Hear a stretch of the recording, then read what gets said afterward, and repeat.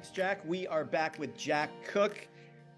Just talked about The Private Eye, how he shook the bushes, circled back again and again, came to his senses, lowered the budget from 20 million to under $1 million, and the movie is going to theaters next month. Congratulations on that, by the way. Hey, thank you so much. So I wanted to bring you back because I wanted to talk. You mentioned you have two new films that you're kind of in the middle of fundraising. One is called Soul to Squeeze, and then Bethlehem Glory. What are the budgets for these, and tell us a little bit about them? They're two completely different movies. One is a horror film about witchcraft, and the other one is a love story based around a man who loses his faith and he finds it again by coaching a sports team, a high school sports team. So they're two completely different movies, and right now they're getting funded completely different. A Soul to Squeeze, that's been my baby for about 7 years, and we're raising the money for that right now, and we're aiming for $10 million. And Wow. The the Bethlehem Glory, we're looking to shoot it for anywhere from like 2 to 5 million. Okay. So let's look at the Soul to Squeeze model. I'm assuming you've got the tax credits or I do. incentives figured out, correct? Yeah, so we actually just were approved for the Kentucky tax incentive at 30%. Okay. So we do have the tax incentive for that. And to clarify, the 2 million is, I mean, the 10 million is actually split in half. So what I learned with the Private Eye is I was pitching the Private Eye to a bunch of distributors, and they didn't see the gold I had. And this is like and this is before my lead actor became a superstar. But I knew what I had. A lot of the distributors were offering me smaller deals and smaller minimum guarantees, and I thought I could do it myself. So actually, the way I got the theaters is I actually went directly towards theaters, and Four-walling. So you're four-walling yourself. but nationwide, though, I'm talking about hundreds of theaters. And Wow. but the thing is most filmmakers, they think the movie is done when you're finished with post, but that is only half the movie. Right when you're finished with post, that's half. The other half is marketing and distribution, and that is, if not more important than the actual production, Well, because if I something, don't want to go down this distribution rabbit hole too yeah, far because that's not what this show goes into. But yeah. real quick, I'm just curious. So you're going into hundreds of theaters next month, and are you using kind of the Angel Studios model where you're pre-selling tickets, or you're going to have a place where people can buy out the theaters, or are you buying out the theaters? Do you have a Uh, P&A budget? So I partnered with the theaters. We have a P&A budget, and we split profits, the theaters and production. And I'm not sure what Angel City does, but we are pre-selling tickets, and we've even pre-sold some. Even we pre-sold to individuals, but we actually thought outside the box, and we actually started pre-selling to companies and corporations, and companies and corporations actually bought their employees tickets. And Wow. I'm talking about Like a tons, movie night. like a movie night. And so like we had to think really outside the box, because the theater, the studios, when they release movies, they've got thousands of theaters, but they're spending millions and millions of dollars. And so we didn't have millions and millions of dollars, so we had to think outside the box. And how do we sell more theaters without the millions and millions of dollars? That's genius. That's genius. Um, do you have a website yet, or where's the best way that people can buy tickets for next month and find out about the Okay. theatrical release near them? Well, for next month, the best way to buy tickets is straight through the theaters like AMC.com, etc. But my personal website for my production company is illusionislands.com.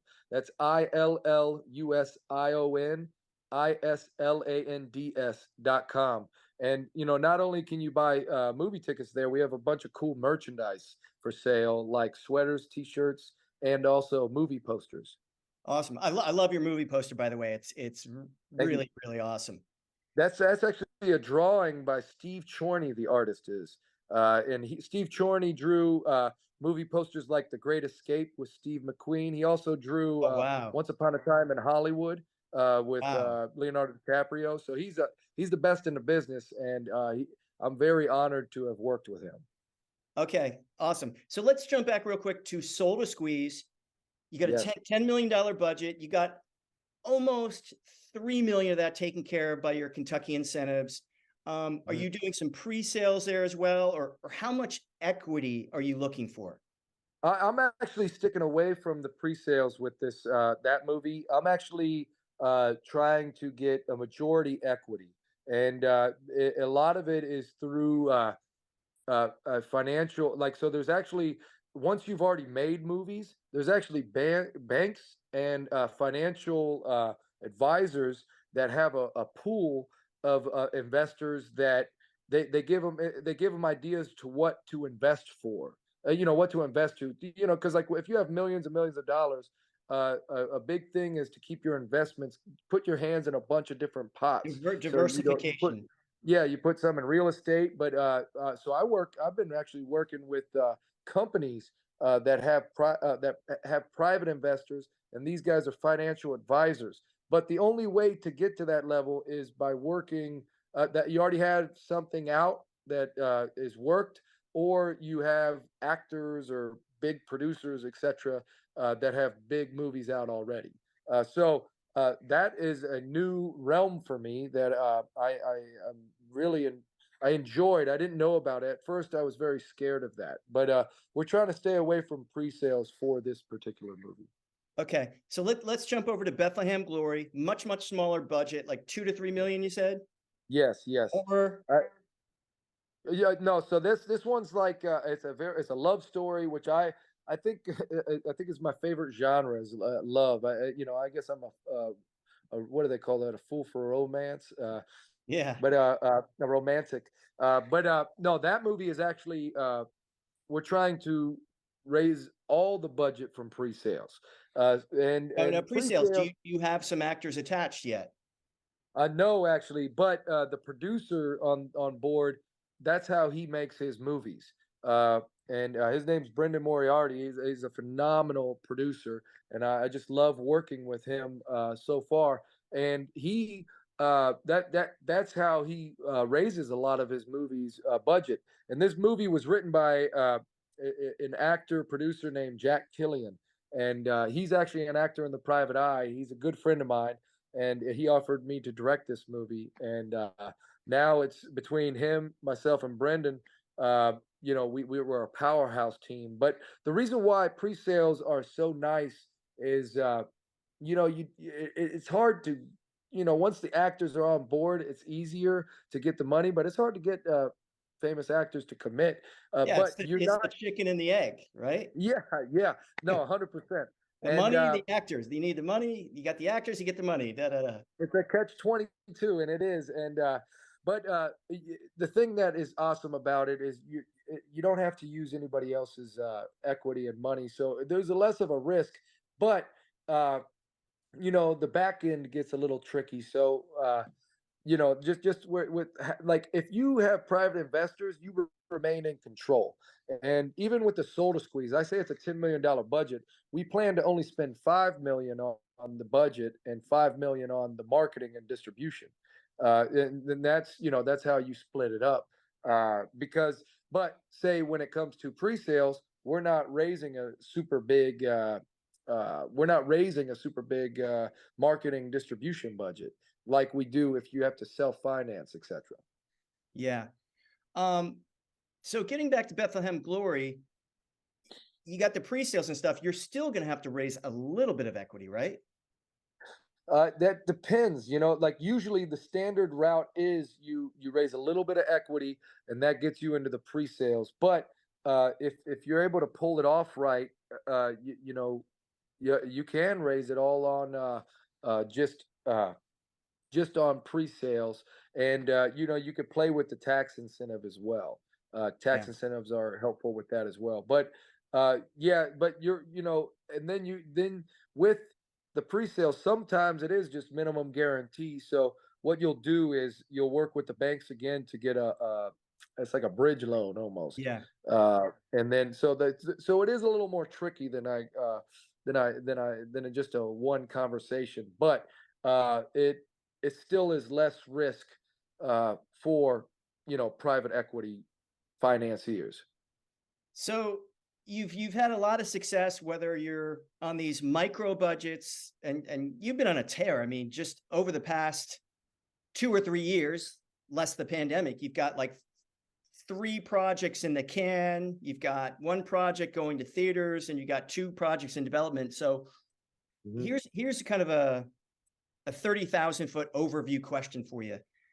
Whether it's $1,000, $5,000 checks on these micro budgets, or whether it's $100,000 checks on a private eye, do you find it's been easier for you to find the money outside of Hollywood in your circles, or in the LA circles getting the checks?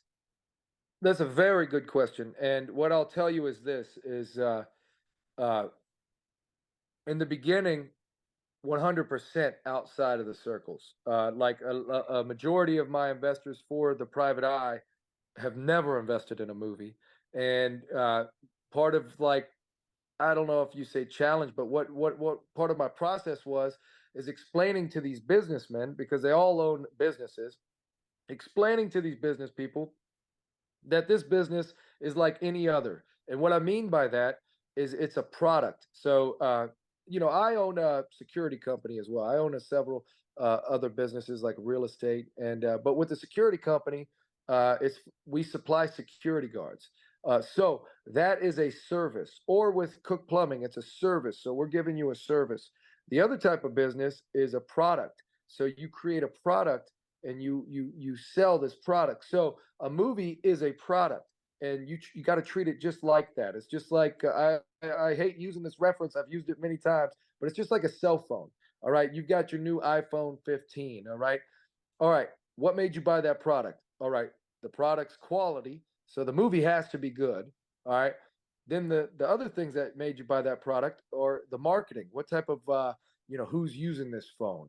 What do they have billboards, commercials everywhere? Yes, they do, and you're aware of it. And then the last thing for a product is, where can you buy it? So with a cell phone, it's in every cell phone store in the country. With a movie, right now, the first step with the private eye is we're selling it in movie theaters. So that's where you find it. So I explain that part of the process to business entrepreneurs all the time. That was half my job. At first, I hated raising money, and then after it's just like everything else. It's like working out. Once you get good at it, it's just like second nature. But now I find more of my money in Hollywood, and but the only reason that Hollywood people are messing with me is because I went the hard route and Well, had to you've go got a out. track record now, Yeah, right? Some yeah, experience. So yes, I want to rewind 20 seconds to a statement you just said. You used to hate raising money. That changed. yes. What did you used to hate about it? Did you have that icky feeling that you were selling people? Because I kind of fell the same way years Mhm. ago, 25 Yeah, years ago. I yeah. don't mind it so much anymore because I don't No. feel I'm selling. Yeah, well, and that's it. That's it. And and then if your product's so good, you don't have to sell it. That's the key. But I I think I was more afraid. I was afraid What were you because I didn't afraid do it. of? What people would think of me. I didn't want to feel like a Aha. user, and I didn't want to. I guess it's getting into anything for the first time. You don't know about it, but the only way you can learn is if you get into it and you actually go for it. So once I started to go for it and actually learn about it, then that feeling went away and the phone calls were easier. But a lot of people, like myself, I was just afraid of the phone call. And then once you got to learn how to just hit that green button, hit the green button, and then just talk. Yeah. Yeah, the way I describe it, I'm not selling. I'm just sharing an amazing opportunity. And if they don't want in, that's fine. I just dial the next person. Yep, and that's the best way to think about it. I have something very similar that I say, and it's I don't do business. I make friends, and I tell them my problems. And the I usually never. You always have to ask in the end of the day, but I mean, it's all that I think about and talk about. So every time somebody would be like, "Oh, what's going on?" It'd be, "Hey, dang, I'm trying to find $10 million." So it's just what I was going through, and just getting past that initial fear uh, of, you know, oh, I don't want to use you, I don't want to be thought of like that. But then once you get past that, you're like, man, you're giving people one of the coolest opportunities that they were ever offered. So that's another aspect of it. I'm so glad you said that too, because there. And I told a client this the other day. There's a decent amount of people who dream one day of writing a book. Maybe one out of 1,000 people actually do it, self-published even, right? But Yeah. how many people actually go make a feature-length motion picture? I don't know, maybe one in 100,000, one in a million. No, you're completely right. And So that is it. That is a rare opportunity if you think about it that way. yeah, yeah, no, 100%. And and with the track record, like you're saying, it definitely, and that's something about my style, especially as a writer director. I take my sweet time, where a lot of people, they just want to get it done, get it done, get it done, and I'm more like, no, I want to do it right. I want to do it right, and I've had to battle my investors. I bet at one point, several of my investors were like, "Well, is this movie ever going to get done?" But it's just I wanted. There's a quote that I might have said last time I'm on the show. You get three things. There's three things in the world. That's good, fast, and cheap. You only get two of them. So if it's Okay. fast and cheap, it's not going to be good. If it's good and fast, it's not going to be cheap. And if it's good and cheap, it's not going to be fast. And so I didn't have the largest budget in the world, and I wanted it to be good no matter what. So it was not a fast process. And it took a lot of stressful nights and days and months and years. But now I'm at the finish line, and it feels so good. And I know all my investors love that I took my time. Yeah, and you got some amazing talent there. I love the movie poster. You're going to make some Thank you. money in theaters, and you'll probably be able to recoup more than that in streaming.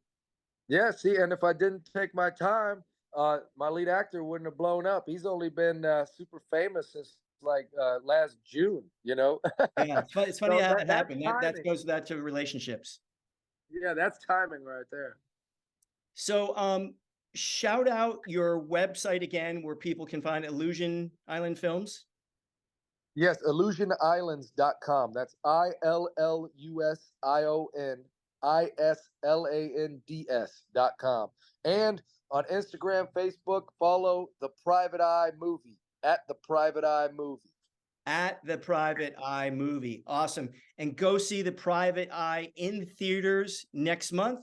Want to Yes. just leave you, our guest, with what the best parting words of advice you would give a first or second time filmmaker who's getting ready to raise $100,000 for their first movie, or maybe $1 million for their second or third movie. I'd say right now, the best advice I can give is be extremely, extremely selfish with your art. Do it for yourself. I definitely think it's super important to collaborate. You have to collaborate. A movie takes 100 to 200 people to make, but be selfish. I made this movie for myself. I love watching it. I can't tell you how many times I've been streaming a movie and I just get bored and I'm there with my wife and I'm like, man, I turn it off and I turn on my movie. And I've seen that movie 1,000 times. So I made the movie for myself. I love watching it. And I'm inviting everybody to the theaters, and I hope you enjoy it as much as I do. But make the art for yourself. Don't do it because that works or this works or you think this person likes it. It doesn't matter. Do it for yourself and just do the work. You'll appreciate me saying doing the work. You'll want a handout. You'll want it an easy way out. But if you really do the work and learn how to do it, your foundation is going to be so strong where you don't need anybody else. You don't need any studios. You don't need anybody to help you. You would love the help and you'd like it to be easier. But trust me, do the work, take the hard road. It has twists and turns, ups and downs. But at the finish line, all you'll remember, you won't remember holding that Oscar. You'll remember that journey that it took to get there. So really do the work. Awesome advice. And speaking from a man who never compromised, you did it, man. So an Thank you, honor to Scott. It call means you a my lot. friend. Thank you. Thank you so much, Jack. It was great to hook up again. Hey, like I said, I feel the same, my friend. Thank you, Scott, for having me. It's time! There's never been a better time to make your own film. And if you have a dream project you're excited about and 100% committed to getting it funded, go to financeyourmovie.com, click on the green telephone, you'll see our calendar and find an open spot. We'll do a one-on-one call, which will be the best hour you've ever spent getting clarity and strategy towards financing your movie.